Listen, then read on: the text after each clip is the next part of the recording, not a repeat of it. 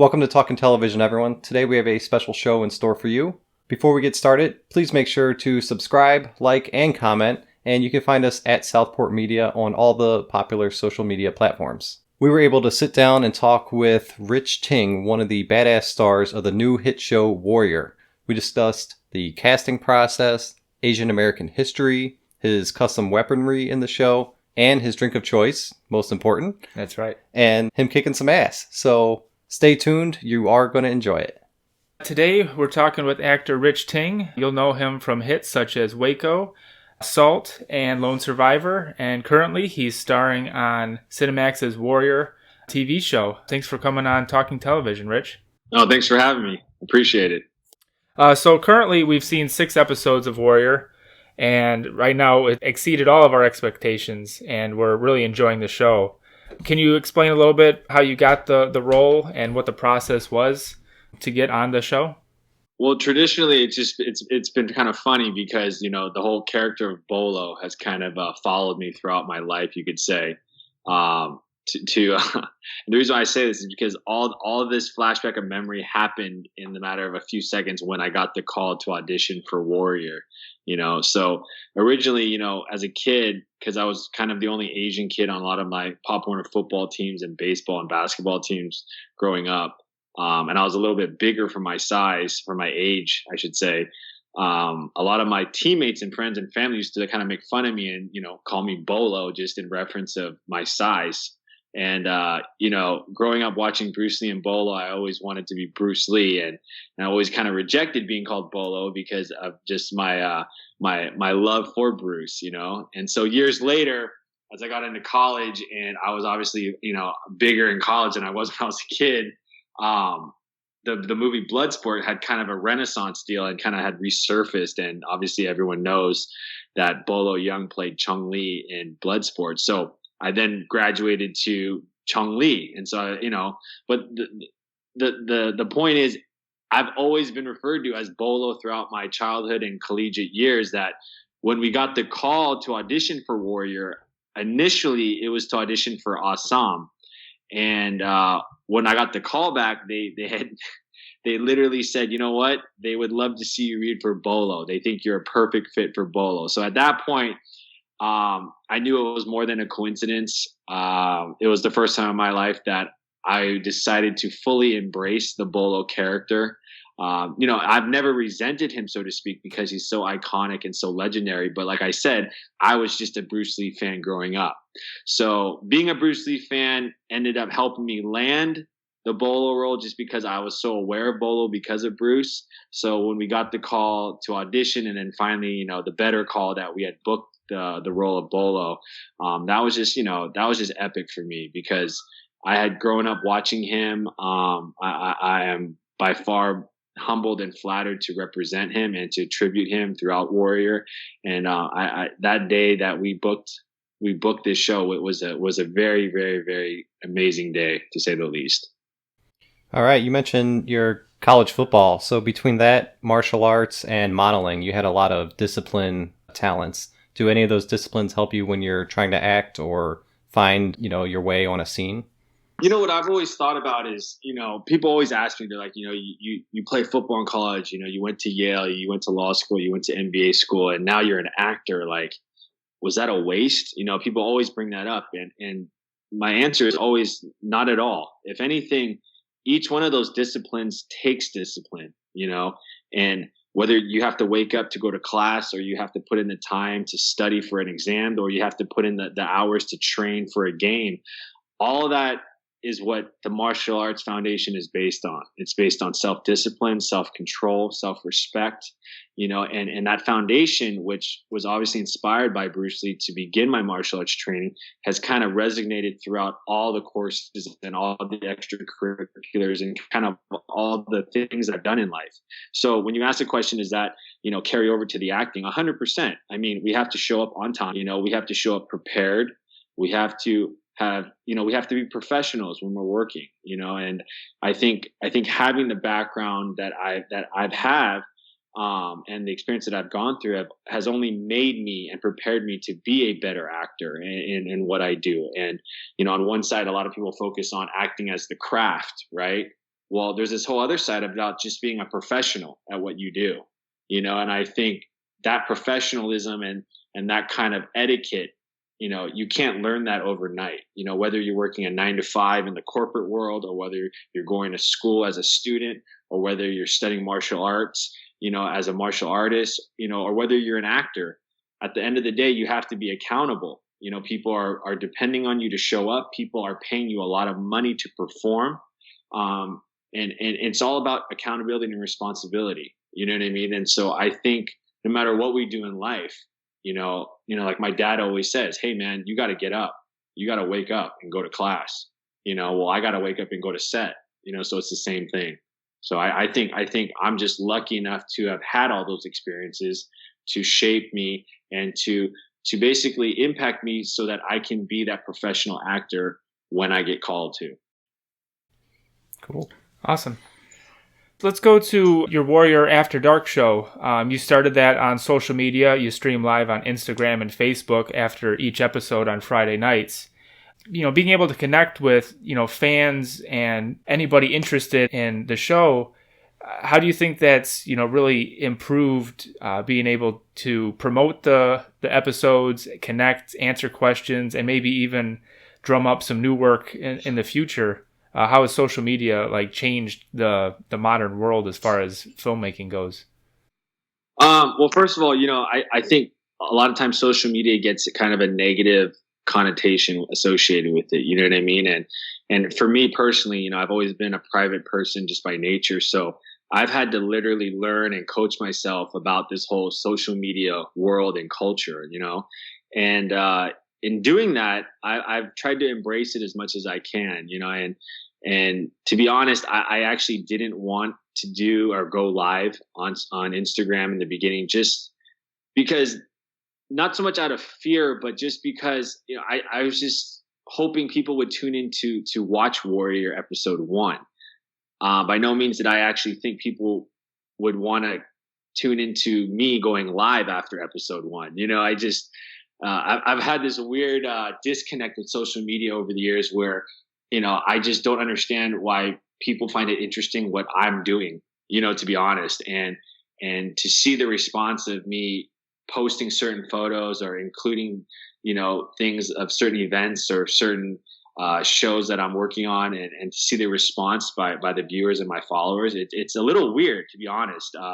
I'm so flattered by the attention that I've been getting from social media. So, in my world, it's only been positive, and so, to be honest, just, I've been doing this for over a decade now, being in the entertainment industry, but it feels like I just started yesterday, to be honest, in a lot of ways, and I still am a fan of many people that I work with, and I still geek out when I see certain actors or certain actresses, and I'm very much still a viewer at heart, and a fan.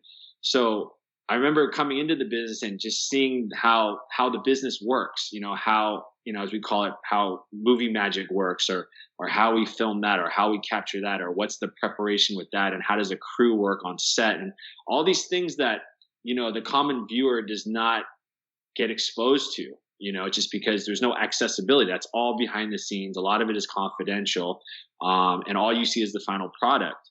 So I took the opportunity to go live on Instagram and create this show called Warrior After Dark, to basically reach out to one viewer, 2 viewers. I did not know who was going to tune in, to basically answer just simple questions like, hey, is that a real set, or is that a green screen, or is that a blue screen, or how was it filming in Cape Town, or what was your preparation like, or did you really get hit in that scene? Just the most generic questions that a lot of times us actors take for granted because we do it day in and day out. But to viewers and to our audience, there's a lot of questions out there on how certain things get done. We all watch Game of Thrones, and unfortunately there aren't dragons going on right now. You know what I mean? So, but that alone, they're real as hell in the show. You know what I mean? So same with Warrior, where it's 2019 and we're showing you 1878. And it's pretty convincing. It's 1878. You know what I mean? So that's kind of how the basis of why I chose to go online and to try to connect to the viewers. And it's been it's been such a positive experience, and I'm so glad I did it. And it's just cool to establish relationships that I've had even with you guys. Joining Instagram live chat sessions every Friday night, and hopefully just trying to shine a light on things that maybe aren't exposed to the common viewer that everyone has questions about. So it's been really cool. Yeah, we appreciate it. We're kind of super fans of certain shows, so it's great to be able to see the behind the scenes and just some of the small stories in the background.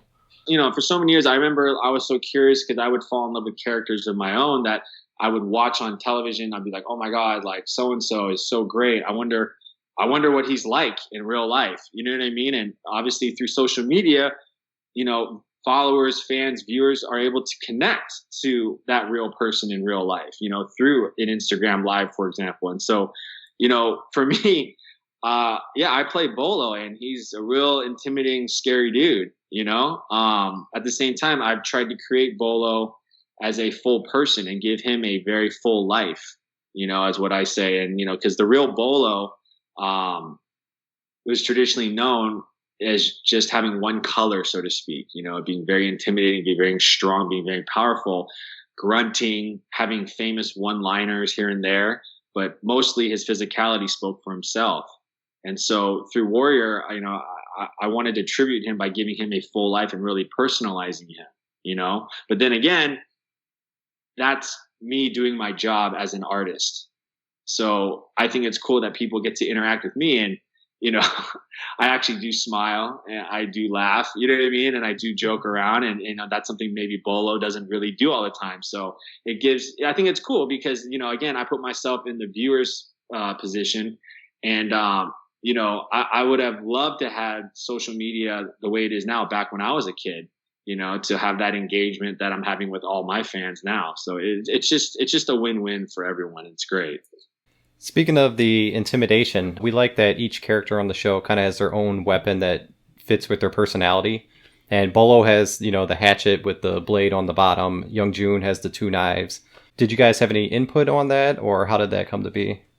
This goes back to, just being able to work with people like Jonathan Tropper, who are just so, like I always call him a player's coach. He's so open and willing, and he's one of those bosses that you want on set with you. He's not that intimidating guy that you're scared of, that, he's going to like reprimand you for doing something that he didn't write or whatnot. He's very liberal, very open, and he listens to each and every actor, in discussing with Bolo's weapon and his weapon of choice. We, like you said, everyone is very stylized in their own way, so with Bolo, obviously he's a hatchet man, so we all are traditionally armed with a hatchet or, a small axe is what could also be referred to.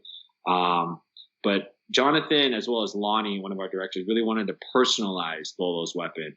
And, we had discussions about it. There was drawings, our prop coordinator and weapons designer guy, he really went over and beyond to customize something that would actually fit my actual hand, So, what's not shown is the detail, of Bolo's hatchet. It actually, you know what? I actually have a replica that I keep right here, just in case I have questions, like you guys. So actually, here is Bolo's hatchet. Oh wow, that's which crazy. I keep right behind me in case any podcasts go on. And so what you guys can see is that it has a personalized kind of ring holder, almost like a gun, right? Yep. So, and this thing was measured to my size. So, it's a perfect fit for my hand. And the cool thing about it is that, we played around with this spike thing. And this spike thing actually was motivated from the railroad spike, which is something actually that I personally came up with and brought to Jonathan, knowing that, maybe Bolo carries something from his past. And what could that be? And knowing the backstory of him working on the railroad and obviously all the grinding and working that entails, I was like, you know what? Bolo keeps a railroad spike as a memory, as something to just hold in his hand, as well as something to simultaneously use to defend himself or to attack. And so this was inspired by that. We actually we weren't planning on actually bringing the actual railroad spike into the show. It was more of a backstory prop that we were able to incorporate. And see, that's another example of what Jonathan was able to do. We had a discussion about it, I think, in the first episode. And by episode 4, he had rewritten the script to include it in that scene at the table where I jam it into the table. So, that's just the kind of guy Jonathan is. He listens to his actors, he incorporates it, and when he can, he puts it in. And so I'm so thankful for him doing that for me. But then back to Bolo's hatchet, you can see actually right here, it's almost like a hammer. So that can also be used that way. So if he's striking here, he can come back and flip it and actually use it as a hammer at the same time. And then you have your traditional axe here. So for the most part, all of the other Hopway hatchet men have just a generic hatchet, which basically would just be similar minus this and minus this. Again, it's the small things, and it's unfortunate that a lot of the detail kind of gets left out. But that's why, again, in episode 6, we're at the finale of my little fight. I actually take that and I jam it into the guy's head. Yeah, that was a great moment. To sell that something's going on at the bottom of that hatchet. You know what I mean? It's not just me just guiding the guy's head. Like, I literally stick him and then I pound him into the bar top. So, yeah, like, you know what I'm saying? They had the original idea. I gave my input. At the end of the day, it was a collaboration, and we went through different versions of Bolo's hatchet until we discovered the right one, and it all worked out. Yeah, your face at the end of that scene with the blood all over it, and drinking the whiskey was great. Yeah, that was a fun scene, to say the least. That was definitely fun. Very accomplished after all that hard work. Yeah, exactly. At the same time, the most important thing that I love about that whole experience was that no one got hurt. Which is it's what I always say. It's controlled chaos. And it looks dangerous, and it is. Luckily, with the stunt guys and the stunt coordinator that we were working with, there's this huge trust factor. And even with the last guy that I actually stabbed in the head, and he, gets his head jammed into the bar. His name's Jason, and Jason's worked on a ton of stuff. I told him, I was like, hey, we need to end this in the right way. How many takes did you guys have to do to get that shot? You know what? I honestly think we only did it twice. Because number one, I told him, I said, I don't want to do this to you more than once, to be honest, even though it's controlled and, there's padding where there can be padding and stuff. And obviously there's no spike on the end of that one. You know what I mean? There is, but it's a soft spike. I just, having a background in stunts, I just, the worst thing I think as a stuntman is when an actor goes, oh yeah, well, we can do this until we get it right. You know what I mean? And because it's not my head that's slamming that thing, you know what I mean? So to me, I told him, I said, hey man, let's just get it in one so we can just finish and wrap the day and go home. And, of course he was being professional and a typical Hollywood stunt guy. And like, oh no, man, like I'm good. We can do it 100 times. I'm like, nah, I don't think so. So I think we only did it a couple times. So it worked out. We heard in a previous interview that you did that you'd like to be the leading role, the first Asian American in a leading role. And now that you're on, a Cinemax show and, in the premium network circuit, do you think anything like that is in the future? And what type of roles have you been reading for lately? To be honest, coming up, in the time that I've been able to do this full time in the entertainment business, there's been other Asian American leading men as well. You know what I mean? And my goal has always been to kind of get my place at that table, so to speak, and to me, to be honest, I have more personal wins than public wins, I would say. And what I mean by that is, traditionally when I first started out acting and going out for roles and stuff, it was traditionally just Asian, quote unquote, Asian roles, whether it's, you're the forensics guy on the CSI or you're the forensics guy on Chicago PD, or you're the weird scientist kind of guy, or you're like the ninja guy, or you're the triad guy. They're very typical, stereotypical roles that I was going out for, and those were great. You know what I mean? I had a lot of fun doing those kind of characters, but at the same time, my personal wins are when I've been called to audition and being considered and then book roles that were never written for an Asian character, especially an Asian American male. Those are the big deal ones to me, in layman terms, because, I think now, with the inclusion of Asian American actors and leading men in the business kind of globally, there are creating more opportunities for us. So I mean, Bolo's a great example. For example, it's just the fact that, number one, Shannon Lee wanted to cast Asian American or second generation, English speaking Asian actors for this show, because her dad was denied the opportunity because he was Asian back in the 70s. This is her way of basically showing that we have progressed and we have changed and the industry is different now. So to answer your question, I mean, I've had those wins, for the past few years, which I'm grateful for, playing characters that the writers and the producers never thought like, oh yeah, we should call in Rich, but now they are. And now I'm booking those roles, as well as roles like Bolo, and well as roles that are like, in The Man in the High Castle, which is my next show coming out, in which I play a Japanese Kenpei officer. Those roles are all great. And I love going out for those roles. At the same time, I love going out for roles that people never thought, like, we should have an Asian American lawyer or a cop or a banker or something like that, And so I think slowly but surely, every year is a different platform, is what I say. I'm progressing at a pace where I think hopefully, I will earn that seat at that table, eventually. And I couldn't be more proud though to kind of jump to the next platform because of Warrior, just because of what it's based on and its foundation. Yeah, Jay mentioned you're in the HBO family now. Would you be interested in something like a True Detective or whatever HBO's next big show is? Totally. I personally have had a list of directors, producers, showrunners, writers, studios, networks that I'm like, I would want to work for them or be on this channel or this network and work for that studio. And, and slowly I've been able to check a lot of these things off on my list, on my bucket list, so to speak.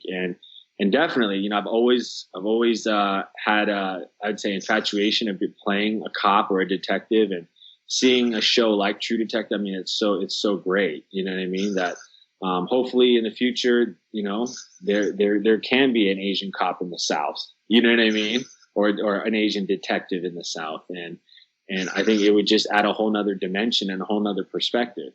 Similar to Warrior, where, obviously I studied American history in college, but more importantly, concentrated on Asian American history. So Warrior is definitely something that I'm aware about as far as that time period and kind of what the demographic environment was and what it was all about, especially for the Chinese. And sadly enough, a lot of Americans are not aware of simple things like Chinese working on the American Railroad back in the day. Absolutely. And we're so kind of conditioned to just think of the Wild West as just Indians and cowboys, but there was this huge population of Chinese in that world that have kind of been excluded, no pun intended, from a lot of these Westerns. So to show and be a part of what Warrior is, we're not trying to create something. We're actually just showing something for the first time. Yeah, something that was already there to begin with. Yep. Totally. So you mentioned you're a history major, and we saw your short film named Yama, and that was about a comfort woman in South Korea. Are you planning to do any other films or anything to cover other Asian historical events? You know what? I've actually been approached to do a lot, actually, especially in the independent film world, and I'm completely open to it. And the only reason why I haven't been able to take on a lot of these projects that have been brought to me is just because I've been working on things like Warrior, which was like 5 months of last year, and then The Man in the High Castle, which was another 4 months, and doing all this other stuff in between. So I'm totally open to that. I think, for example, the whole issue of the Korean comfort women, for those of us that aren't familiar with it, it's just basically that, it's this label and title that's been given to Korean women who during World War II were basically tricked and kidnapped from the Japanese imperial soldiers to quote unquote work in Japan or go to Japan to seek better work opportunities to make money to send back to their families in Korea, when in fact they were basically kidnapped and imprisoned and made to serve as sex slaves for the Japanese Imperial Army. That short you're talking about, called Yama, is actually about a Korean comfort woman who falls in love with a Japanese soldier. And even though she is quote unquote working 24 hours a day, 7 days a week, she is able to find time to be intimate without being intimate like she is with the other soldiers, so to speak, with one soldier in particular. And it's just, it's a quick glimpse at their interaction and kind of their world and their fantasy world that they escape to. He's trying to escape the war. She's trying to escape being a comfort woman. And they find this happy hybrid and, moment during the day where they can share that. So, touching on something like that, which is so highly political and highly historic, is great. There's so many layers to that kind of subject matter. At the same time, there's so many other things like Japanese internment camps during World War II in the U.S., which, personally, my grandparents and my aunt and uncle were all part of that, and they were all born in the U.S. My grandparents were born in Los Angeles, yet they were interned because of their nationality and their ethnicity at the time, So anything to shed light, like we're doing in Warrior, for example, on the Chinese experience and the Chinese coolies and their contribution to the railroad system, you know what I mean? Anytime I have an opportunity to do that and to basically put, my culture, my heritage as an Asian American on the map and to shed light on that to people that may not even know that existed, it is always a win for me. So definitely open to doing a lot more in that world. Yeah, I think that's a win for us too. I don't think I heard anything about this in high school, but in college I studied quite a bit of Asian history. So it's good to see it finally out in the open. And Totally. You did a little bit of producing and directing on that short film that we talked about. A big episode, number 5 in Warrior, kind of had some nods to, Tarantino and Eastwood. Other than, some big name directors like that, Justin Lin is involved with Warrior. Is there any other Asian American directors that you'd like to work with? To be honest with you, Justin Lin was the Asian American director that I have been wanting to work for and work under his direction for quite some time, so to be honest, I have some friends that are coming up in the business as directors as well. And they're doing very, very, they're having success, in their parts of the world, currently. But to be honest, the one Asian American director that I had my eyes set on was Justin Lin, just because of what he's been able to do, even before this whole wave of Asian American awareness, let's say, kind of has started breaking down barriers in Hollywood. So to me, he was kind of one of those directors that was definitely on the top of my list to work with, and to just be a part of his world in any way possible has been a huge accomplishment for me personally, just because I've looked up to him and what he's done in his past, and all of his, all his Fast and Furious films and his Star Trek, and even, Better Luck Tomorrow and all those original pieces he did have just been so memorable, and so impactful. And so that was definitely a huge honor to be cast by him and to work under him as one of his actors. And I hope there's projects in the future that I'll be able to collaborate with him as well. so you mentioned shooting for about 5 months in South Africa last year. What was it like being in South Africa for 5 months? How was the food and the weather and being away from home? I've been fortunate enough to travel the world, so to speak, because of what I do as an actor. And by no means would I have ever thought years ago that I would have an opportunity to even travel and visit South Africa, and more specifically Cape Town. I had no idea what to expect. You can show me photos all day, but until you're there, you can't really grasp the energy and the feel of it. It's very ironic that we filmed Warrior, which is, the first Asian American drama, thriller, Western, whatever, and all these other titles and labels that have been given to it. We're the first at many, through doing what we did on Warrior, which is a huge honor. And I thought it was ironic that we were filming this show that was breaking down racial barriers and stereotypes and we can't forget, Bruce Lee back in the 70s was denied this opportunity to make this thing come to life because he was Asian, and Hollywood wasn't ready for an Asian lead. Yet we're now in 2019 filming this show, this vision of Bruce Lee in the motherland, the mother city of where apartheid was and then was abolished by Nelson Mandela. I mean, the irony in that is you can't write this kind of stuff. You know what I mean?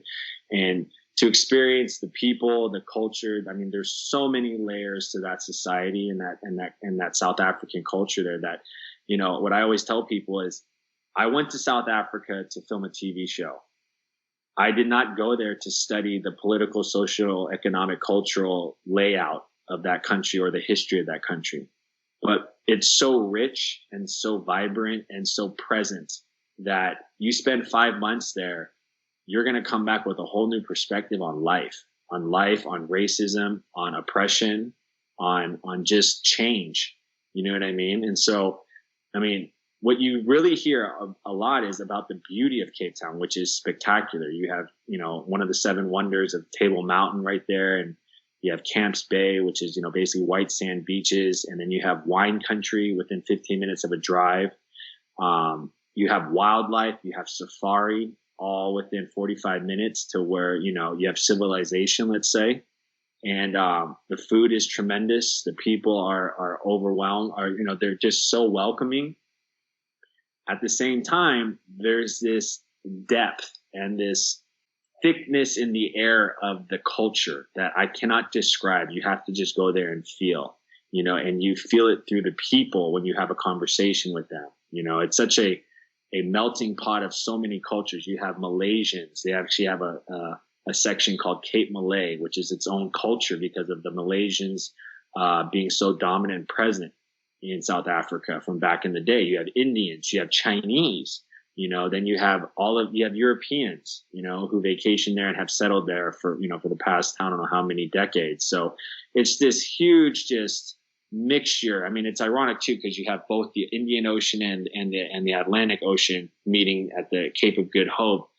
And it's very symbolic to what that place is about, So what I always say is, you take the 2-week vacation there, and it's spectacular, but you stay and you live there for 5 months. It's definitely going to impact you, and it definitely did in a positive way, and through the conversations I've had with local people there and their experience of being, during the apartheid government. I mean, it's stuff I will never experience. We will never experience. And I was experiencing history, literally. So being a history major, that was just gold for me. Because it was so hands-on. Yeah, that's powerful. Yeah. Since you lived there for 5 months while you were filming, and I'm sure you were also maintaining a pretty strict training regimen since you were filming Warrior. Is there a cheat food or something that you go to as soon as you're, able to, that you look forward to? Yeah, I mean, that was the other thing that was so ironic, because actually my favorite dessert, I'm a carrot cake guy, right? And ironically, they have carrot cake everywhere in South Africa. I mean, out of all things, it's like carrot cake is everywhere, and it's really good. And I don't know if it's because of the European influences or whatnot, but there's a ton of bakeries, and for some odd reason, I've evolved into a dessert guy, which is very difficult when you're trying to maintain a certain look and a certain image for a show like Warrior, especially being Bolo. So yeah, I always incorporate a cheat day, once a week, just to keep myself mentally sane. And I think it's just healthy that way. But I have to give it up to Andrew Koji. On my last day, I came back and he had left me a cake in my trailer, and it was my kind of cake. I'll just put it like that. And, definitely enjoyed that cake, and a couple weeks after I wrapped, I kind of went off the deep end in my diet, so to speak. But, that's another thing. The food there is, I love Mediterranean food.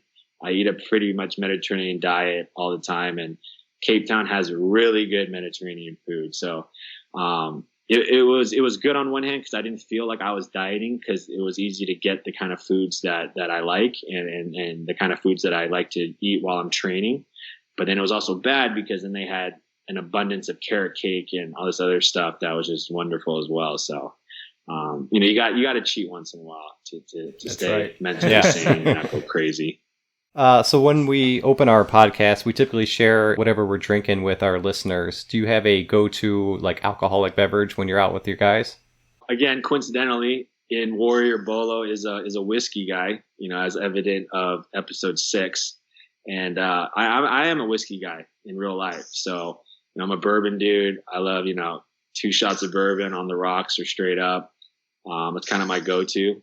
That's why the funny story is, at the beginning of that fight scene in the Funghai Casino, that wasn't written in, so to speak. And I was like, hey man, we're in a bar. There's free whiskey bottles on the table and free whiskey glasses.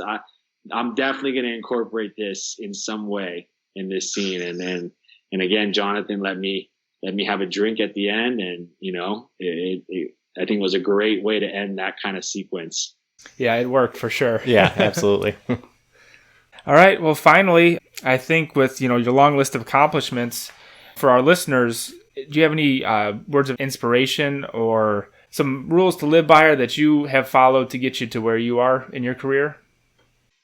Yeah, definitely. I mean, a lot of people ask me this all the time, actually, and especially, guys just starting out in the business and just people in general in other professions. And the one thing I always say is, I've been in other people's shoes where I've been watching TV and I see someone accept an Academy Award and, they give the cliche speech of, if you work hard, anything's possible, and to me, that's always been kind of hard to digest because I've known what I had to go through to get to the point where I'm at. And, I'm just in my mind, just starting still, so what I always encourage people to do when they ask me that question is basically, it's simple. I just say, whatever you do, don't stop.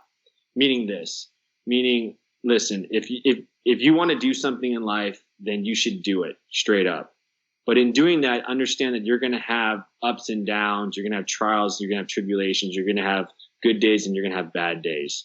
On your good days, it's going to motivate you to keep going. On your bad days, it's going to motivate you to stop. What you can't do is stop, because the minute you stop, that's when everything gets shut down. If you fail because door 1 closes, well, it should motivate you to go to door 2 or door 3 or door 4. If you get through door 1, then it should motivate you to get to the next platform for the next door. So with that, I always say with hard work comes a higher percentage of getting lucky. And I think to be successful, you need both luck and hard work together. Some people are like, oh, I got lucky. Well, I don't believe that. I think you got lucky because you were working hard at what you wanted to do. I don't believe anything's possible with hard work, because I believe anything is possible with a little bit of luck and hard work, And so my advice is always the same. If you have a passion, if you have a dream, do it. Go for it. Of course, there's a lot of things in life that get in the way, but like for me, I would have never imagined I'd be doing this full time, but literally I just kept working, whether it was through college or grad school or, working a 9 to 5 in the corporate world. Things just kept leading me to what I believe is my destiny in this world, and it's to act. And the only thing I can look back and say that I didn't do, which is I didn't stop. I just kept going. So that's why it takes me a little longer to answer that question than the simple thank you speech on stage saying, hey, if you work hard, anything's possible. And that kind of gets under my skin a little bit because I have a different take on that mentality. So. Well, I think those are great words. I'm the first college graduate in my family ever. You really just have to keep going. You find a roadblock, you move to the side and go right around it. Definitely, because it's those experiences that I really feel are going to make you who you are. You know what I mean? If you're given things and things happen easy for you, that's great. And you're fortunate. At the same time, I feel that, I'm the person I am today because of the fails that I've had in life and the choices that I've had to do to adjust in making the next step, and some of the greatest growth I've experienced just as a person has come from those times in which I was at the lowest. You know what I mean? So, so yeah, I mean that's my answer in a nutshell. That's a good answer, that's for sure. Yeah. Well, thank you for joining us today, Rich. We are excited to see the last 4 episodes of Warrior Season 1, and hopefully we will see you on Warrior After Dark. Definitely. I appreciate you guys tuning in every week. And, it's been a great experience reaching out to the fans and just kind of being a voice to Warrior, and I appreciate all the time, all the support and all the questions and comments you guys give every week. And congratulations on doing what you guys do as well. Like I said, if we didn't do Warrior, we wouldn't even be here. So I'm grateful for that experience to have made season 1 of Warrior come to the small screen and reach so many people like yourselves. And again, just thank you for all the support. All right. Well, thank you for your time tonight. Thanks for being on the show. Thanks for having me. I appreciate it. All right. We'll see you next season, Bolo. All right. Bye. Well, thanks for watching, everybody. Big thanks again to Rich Ting for coming on the show. With only a few episodes left of Warrior this season, we can't wait to see what's in store. I know we'll be watching, so I hope you guys do as well. Be sure to follow Rich on his Instagram at RichTingWorld, as well as on Facebook. And if you guys liked our t-shirts, we'll put a link in the description. You guys can pick up some for yourself. They come in, different colors and all sizes, so be sure to check that out. As always, you can catch Warrior Friday nights on Cinemax at 9 p.m. Central Standard Time. And then be sure to tune in to Warrior After Dark on Rich's Instagram.